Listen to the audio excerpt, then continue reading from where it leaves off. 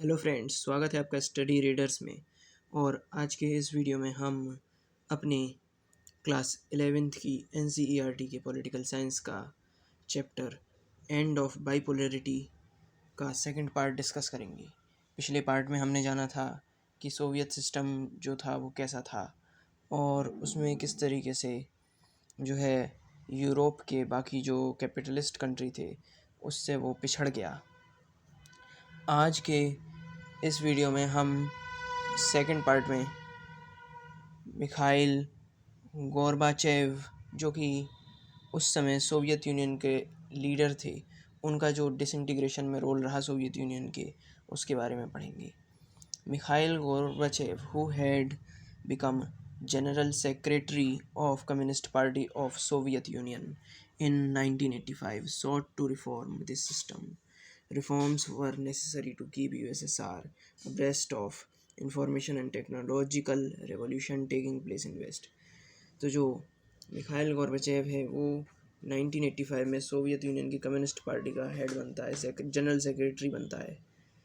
तो फिर वो सोचता है कि सोवियत यूनियन में जो कमियां आ गई हैं उसके सिस्टम में, उसमें रिफॉर्म्स लाए जाएं ताकि जो सोवियत यूनियन है वो टेक्नोलॉजिकल और इन्फॉर्मेशन का जो विकास वेस्ट में हो चुका है, यानी जो कैपिटलिस्ट कंट्रीज़ में हो चुका है, उसको मैच कर पाए।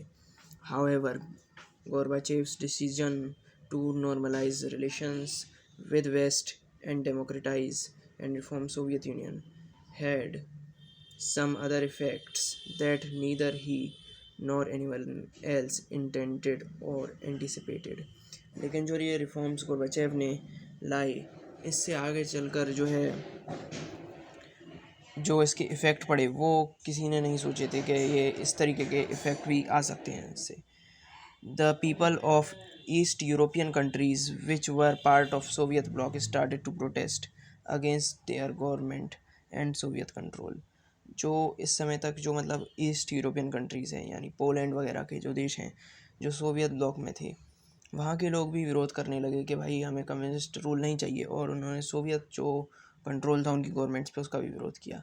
Unlike in the past, Soviet union under Gorbachev did not intervene when the disturbances occurred. अब मतलब पहले जो था कम्युनिस्ट गवर्नमेंट जो थी सोवियत यूनियन की, वो इन देशों में कुछ भी आंदोलन होता था तो आर्मी वगैरह से मदद करती थी, लेकिन इस बार जो है कोई इंटरवेंशन नहीं किया सोवियत यूनियन ने, and the communist regimes collapsed one after another. और इन देशों में जैसे पोलैंड में और बाकी जो ईस्ट यूरोपियन कंट्रीज़ थी, वहाँ पे कम्युनिस्ट गवर्नमेंट जो थी वो ख़त्म होने लगी और डेमोक्रेटिक गवर्नमेंट्स एस्टेब्लिश होने लगी। These developments were accompanied by rapidly escalating crisis within USSR that hastened its disintegration. अब जो ये जो डेवलपमेंट्स हैं, इसके साथ साथ यूएसएसआर में अपने अंदर भी डेवलपमेंट्स हो रहे थे जिससे कि उसका जो है डिसइंटीग्रेशन हुआ। Gorbachev initiated the policies of economic and political reforms and democratisation with in country. The reforms were opposed by leaders with in communist party. तो जो गोर्बाचेव था उसने पॉलिटिकल और इकोनॉमिक रिफॉर्म्स लाया, लेकिन इन रिफॉर्म्स का विरोध कम्युनिस्ट पार्टी के लीडर्स ने किया। A coup took place in 1991 that was encouraged by communist party hardliners. तो ये जो रिफॉर्म्स थे, इससे डेमोक्रेटाइजेशन हो रहा था और लोगों को बोलने का अधिकार वगैरह मिल रहा था, इसलिए जो कम्युनिस्ट पार्टी के हार्डलाइनर्स थे, यानी कि जो बिल्कुल कट्टर कम्युनिस्ट लोग थे, उन्होंने कूप किया 1991 में। The people had tested freedom by then and did not want the old style rule of communist party. अब जो रिफॉर्म्स गोर्बाचेव ला चुका था, लोगों को उनका जो वैल्यू थी वो मालूम पड़ चुकी थी इस फ्रीडम की, तो वो लोग दोबारा से वो पुराना सोवियत रूल नहीं चाहते थे कम्युनिस्ट पार्टी का। Boris Yeltsin emerged as national hero in opposing this coup. The Russian Republic, where Yeltsin won a popular election, began to shake off centralized control.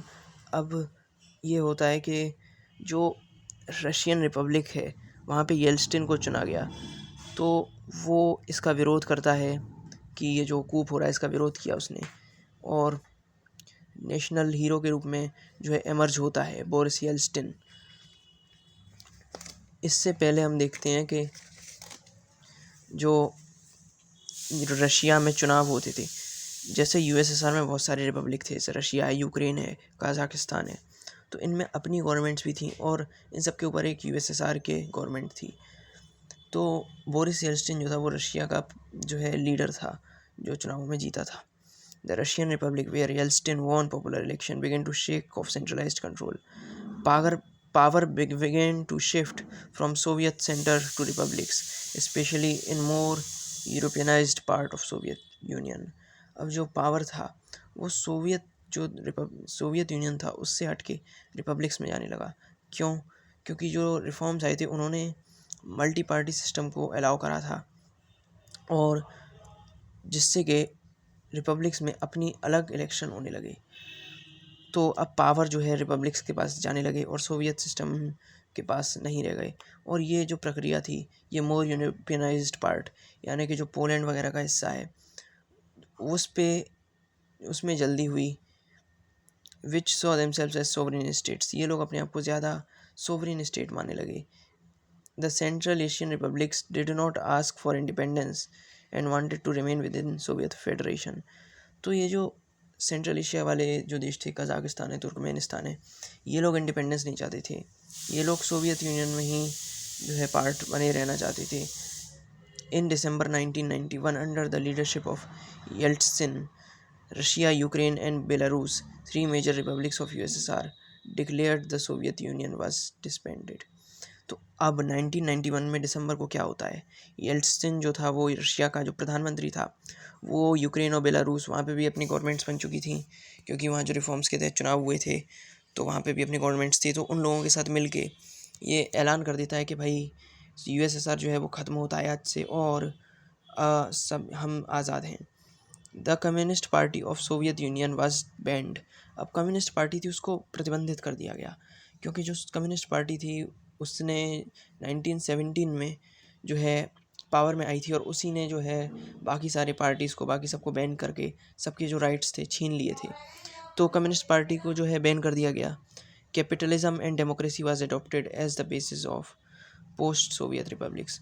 अब जो देश आज़ाद हुए उन्होंने कैपिटलिज्म और डेमोक्रेसी को अपनाया ताकि पोस्ट सोवियत जो रिपब्लिक हैं, जो मतलब रशिया है या यूक्रेन या जो भी देश सोवियत रिपब्लिक से निकले, वो जो है अब कैपिटलिज्म और डेमोक्रेसी को अपनाने लगे।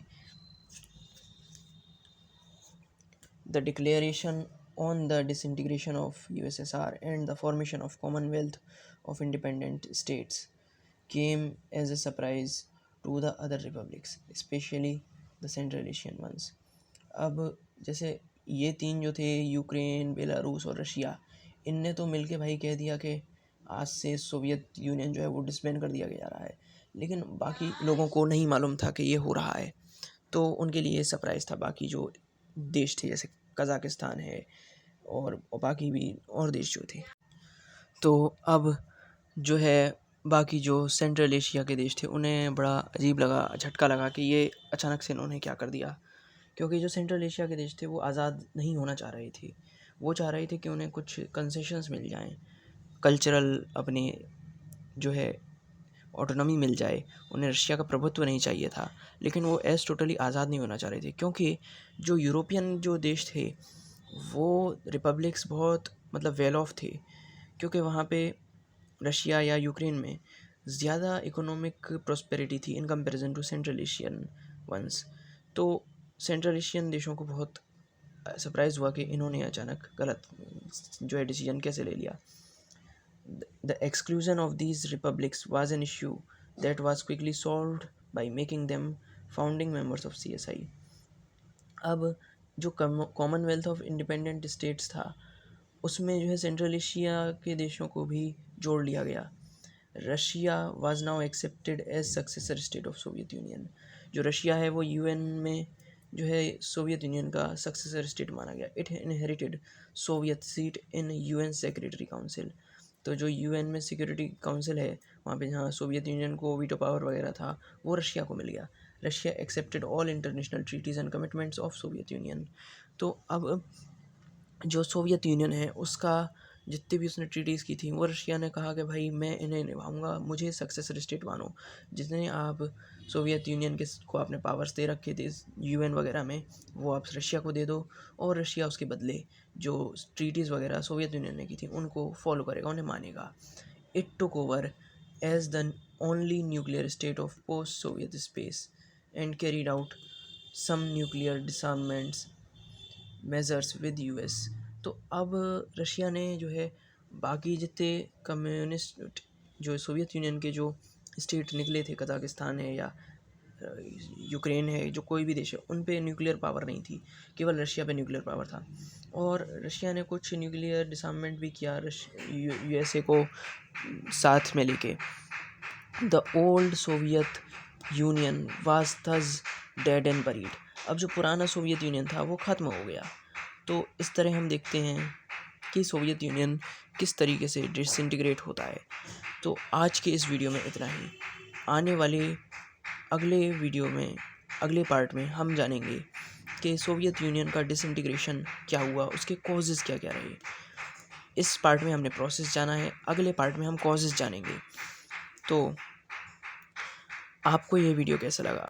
अगर आपको ये वीडियो अच्छा लगा हो तो इसे लाइक और शेयर करें, और हमारे चैनल स्टडी रेडर्स को सब्सक्राइब करें ताकि आने वाली वीडियोस के अपडेट्स आपको मिलते रहें। Thank you.